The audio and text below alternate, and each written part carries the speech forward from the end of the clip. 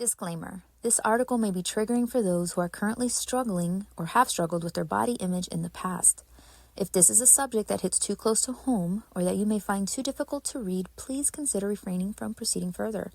That said, I promise that the story ends quite differently than the way it started. I was a cute kid. I was silly. I was smart and witty. I was kind and compassionate. I told the truth, which at times involved oversharing. I loved animals and cared about their well-being. I prioritized everyone's feelings and sense of comfort over my own. And oh, what I would do to make someone laugh. Other than potentially sounding a bit codependent, I'll save that part of my journey for another day. These qualities should have contributed greatly to my self-confidence and self-image, but they didn't. In fact, whatever prospective impact they may have had on my self-esteem was overshadowed by immense self-loathing. That is because I was also the gordita, Spanish for chubby girl, the funny fat friend. I hate the word fat, but I digress. I can't say that my identity was grounded solely on my weight, but it did impact it greatly. I hid behind baggy clothing and wore tight body shapers every single day from the age of 11 to 22. These body shapers, which I wore 7 days a week and only took off to sleep, dug into my skin, eventually leaving permanent scars. Throughout this time, I probably started over 1 million sentences with the phrase, "When I lose weight." When I lose weight, I will go to Six Flags. When I lose weight, I will wear a dress. When I lose weight, I will travel and sightsee. It was as if I was saying to myself, my life will begin when I lose weight. It was as if I was saying to myself that when I finally lose weight, I will finally recover my value. This thinking even affected my social life. You may be thinking, well, with all of these amazing qualities you described at the beginning of the article, wouldn't it have been easy for you to make friends? And to that, my answer, yes and no. Yes, because as a friend, I would not stop loving someone until they loved me back. Showing love came easily to me, and many of these friendships turned into long-lasting, forever friends. However, my low self-esteem had me believe that I had to hustle into earning their love by being funny and affectionate. Growing up, being thin was in. I'm a geriatric millennial, you do the math. And we did not have the body positivity movement that pervades some of our culture today. My body and health were common topics in my household. At home, I was judged and judged hard. My insecurities were embedded in my everyday thoughts, so much so that every time I walked into a classroom, I would scan the room to find a desk at the very back, put my things down, and wait for everyone to sit down before me. Why, you may ask? Because I didn't want anyone to see that half of my body did not fit into the chair. This was an everyday tactic for me, and it didn't just take place in grade school. This lasted far into my early college years. I would scan every booth I'd scoot into, every path that I had to squeeze through. I would even assess certain activities to determine whether I was physically capable of participating in them or not. Are there stairs? If this event is taking place outdoors, will there be shade and access to air conditioning?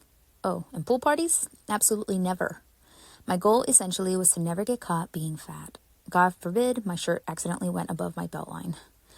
Subsequently, and now looking back, I think I genuinely believed that I could mask my exterior somehow. Again, I attempted to do so by trying to hide behind humor. My jokes kept them hooked, and I landed about 85% of my jokes, so again, it worked for me, okay?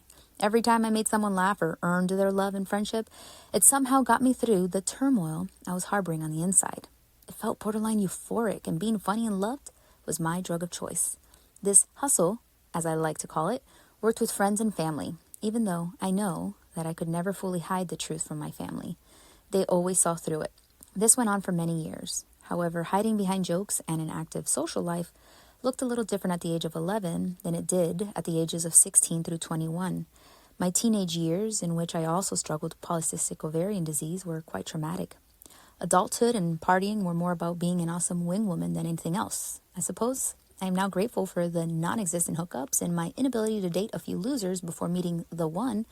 But that is, of course, now in retrospect. At the time, I recall feeling great rejection and pain.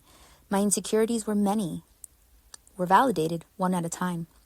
Did I deserve true love and devotion regardless of my weight? Absolutely. Were boys mean? Mercilessly so. Was I mean and unfair to myself? Unquestionably. I never accepted my weight status. I actively tried to lose the pounds. I hated myself and wanted more than anything to be the weight I was meant to be. I would look at celebrities and based on their height and frame would daydream as to which one my body would most resemble if I was at my ideal weight.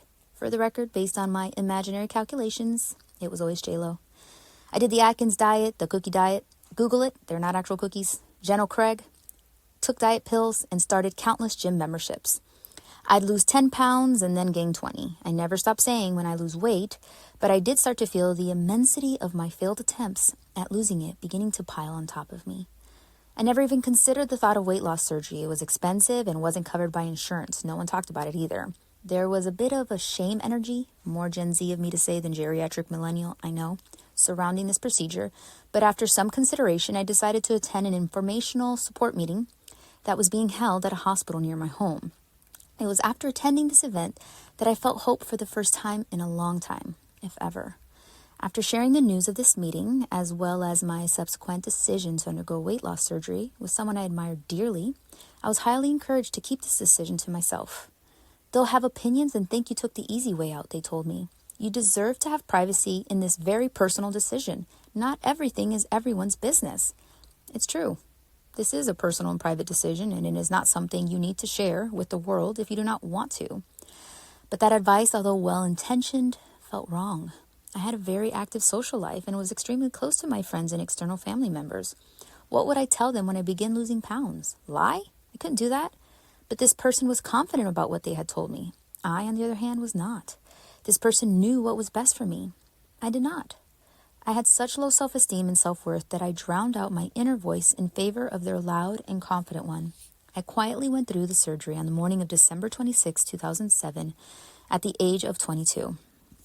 As expected, I began to lose weight. I began to lose it fast. It was painful and hard, and it was most certainly not the easy way out. But do you know what made it harder? Not being able to share the truth about my weight loss with the people I loved.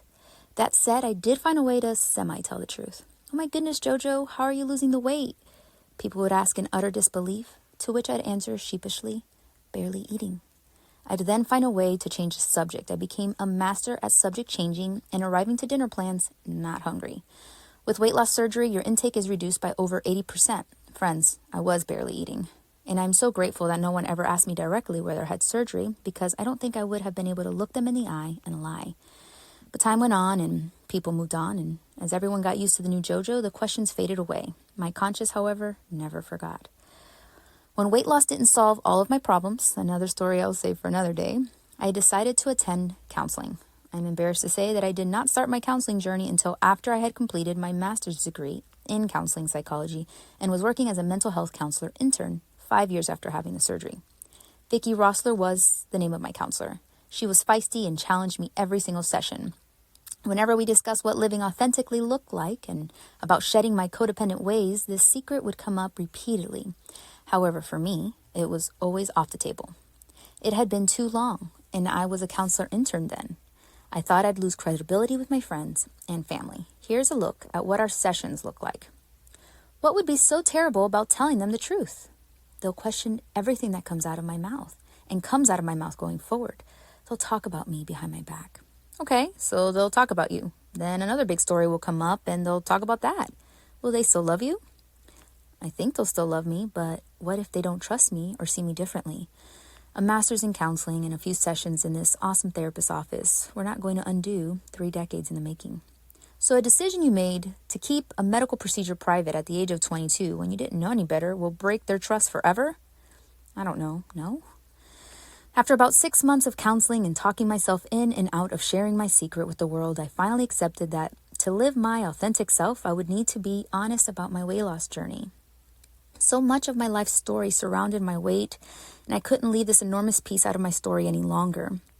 My first step was to talk to the person who encouraged me to keep this decision private. Unbeknownst to them, I had developed resentment over the situation, and this conversation was much harder than anyone would think.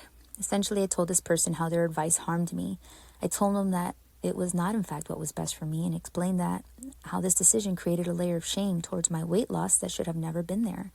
I had already carried so much shame, and although it was not their fault, the consequences of taking their advice could not be taken out of the equation. I told this person that this advice, although done in good faith, had more to do with them than with me. There were lots of tears, but partial freedom came shortly after, with full freedom to come. I then decided to tell my closest friends, one-on-one, my secret, and promised myself that I would be fully open and transparent with every new person I met going forward. I wasn't going to put it on a billboard or make t-shirts, but I was no longer going to hide a decision that changed the direction of my life. Also, Vicky was right. They still loved me. They didn't judge me for hiding it. I didn't lose credibility. Their love and acceptance healed pieces of me that I didn't even know needed healing. If you met me after 2013, you probably know about my surgery and have heard me talk about it quite openly. This isn't for you peeps.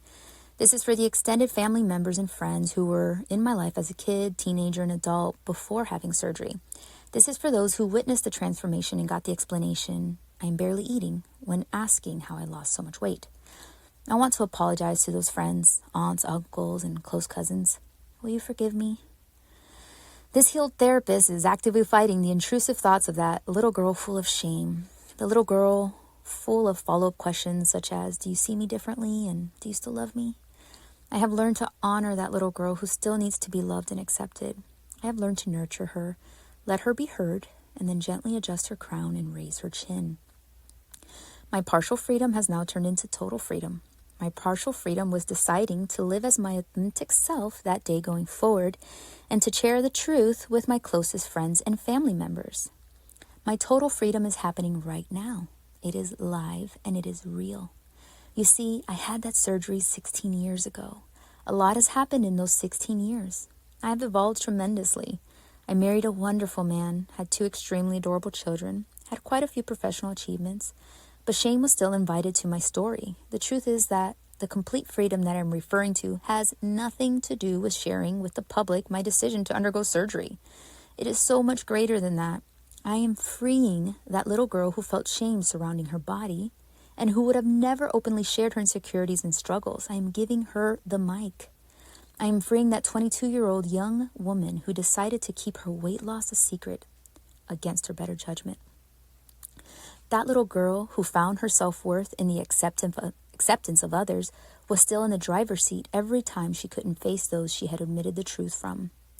When she stands in front of strangers sharing her story, she stands in front of them as a healed and confident woman. When she shares her story in front of those loved ones she had once hustled her butt off to earn love from, she is standing in front of them as that little girl who feels exposed and vulnerable. Once upon a time, that woman's goal was to not get caught being fat. Now she is not only getting caught being fat, she is putting it on a billboard and printing t-shirts. The jokes can't save her now. The acceptance and love she worked tirelessly to obtain can't save her now. But she no longer needs to be saved. I have stepped in for that little girl as a grown, loving, and nurturing woman. I thank her for teaching me empathy greater than anyone could imagine. I thank her for allowing me to develop my true personality that, although once serving as a self-defense mechanism, is now one of the best parts of me. I won't stop making you laugh. Laughter is medicine to the soul, so I thank her for making me funny. I also thank her for teaching me to value connection and friendship and for choosing love over isolation. It would have been easier for her to hide, but she didn't. She always showed up. Lastly, I thank her for teaching me the gift of presence and how to make others feel seen and loved. Now it is your turn. How have you spoken up for your inner child? Are you struggling with your body image and self-worth? Do you need to overcome a past or current trauma? Show up for that child. Show up for you. Healing is the greatest gift you can offer yourself, and sometimes time does not heal all wounds. Hard internal work does. And it is so worth it, I promise you. Find a counselor in your area and gain the clarity you need to move forward in your life and heal. You deserve it.